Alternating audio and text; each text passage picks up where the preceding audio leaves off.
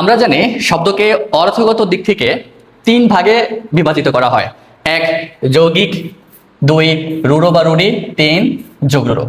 আজকে ক্লাসে আমরা মূলত যৌগিক শব্দ নিয়ে আলোচনা করব। যৌগিক শব্দ কি? এখানে সুন্দর একটা সংজ্ঞা দেওয়া আছে। যে সকল শব্দের ব্যুৎপত্তিগত অর্থ ও ব্যবহারিক অর্থ একই সেগুলোকে যৌগিক শব্দ বলে। তাহলে যে সকল শব্দের ব্যুৎপত্তিগত অর্থ ও ব্যবহারিক অর্থ একই সে সকল শব্দকে বলা হয় যৌগিক শব্দ। সে সকল শব্দকে কি বলা হয়? যৌগিক। এখন ব্যুৎপত্তি মানে কি? একটা শব্দকে ভাঙার পরে তার যে অর্থ আর ব্যবহারিক যে অর্থ দুটা যদি একই হয় সেগুলো হচ্ছে যৌগিক শব্দ।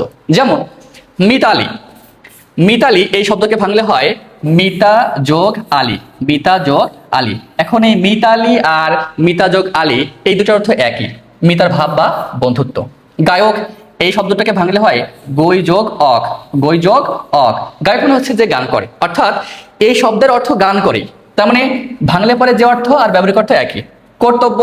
কর্তব্য মানে হচ্ছে যা করা উচিত, শাব্দিক অর্থ, কিন্তু ভাঙলে কি হয়? ক্রিযোগতব্য। এটার মানে হচ্ছে যা করা উচিত। তাহলে ক্রিযোগতব্য, যা করা উচিত, একই অর্থ। অর্থাৎ এই যে ক্রিযোগতব্য এটা ভাঙলে যে অর্থ আর এই কর্তব্য এই দুইটার অর্থ একই।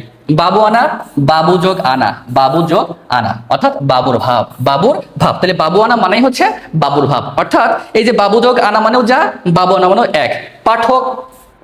পাঠক মানে হচ্ছে যে পাঠ করে। আবার পঠ যোগ অক এটার মানেও যে পাঠ করে। অর্থাৎ দুইটা অর্থই কি?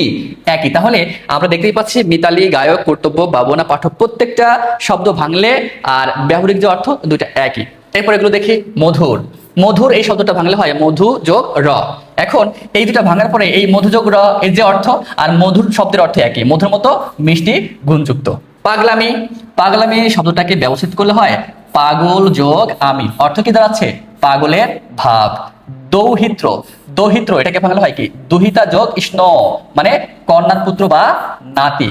তাহলে দৌহিত্র মানে হচ্ছে কন্যার পুত্র বা নাতি। আবার দুহিতা ইষ্ণ এইটার মানে হচ্ছে কন্যার পুত্র বা নাতি। তারপরে দেখো চিকা মারা। চিকা যোগ মারা। চিকা যোগ মারা এই শব্দের অর্থ কি? দেওয়ালে লিখন। কি? দেওয়ালে লিখন। রাধুনী। রাধুনী এই শব্দের অর্থ হচ্ছে রাধ যোগ উনি।